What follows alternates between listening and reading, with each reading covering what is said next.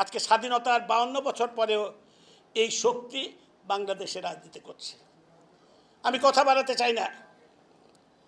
গতকাল ফখরুল ইসলাম আলমগীর সাইদের সাথে খালেদা জিয়ার তুলনা করেছেন। সাইদের অসুস্থতা হয়ে হাসপাতালে মারা গেছেন, ফখরুল ইসলাম আলমগীর তার সাথে তুলনা করে বলেছেন খালেদা যদি হাসপাতালে মৃত্যুবরণ করেন। ঢাকা ২ আসনের সাবেক সংসদ সদস্য ও সাবেক খাদ্যমন্ত্রী অ্যাডভোকেট কামরুল ইসলামকে গ্রেপ্তার করা হয়েছে। সোমবার ১১ নভেম্বর রাতে রাজধানীর উত্তরা ১২ নম্বর সেক্টর থেকে তাকে গ্রেপ্তার করে ঢাকা মহানগর গোয়েন্দা পুলিশ ডিবি। ডিবির অতিরিক্ত পুলিশ কমিশনার রেজাউল করিম মল্লিক গ্রেপ্তারের বিষয়টি নিশ্চিত করেছেন। মাঠের অলরাউন্ডার আমি, আর ঘরের allrounder Tylox. Tylox toilet cleaner, clean মানেই টাইলক্স। রেজাউল করিম মল্লিক বলেন, সাবেক খাদ্যমন্ত্রী কামরুল ইসলামকে রাজধানীর উত্তরা থেকে গ্রেপ্তার করা হয়েছে। আজ রাতে তাকে গ্রেপ্তার করে ডিবি কার্যালয়ে আনা হয়।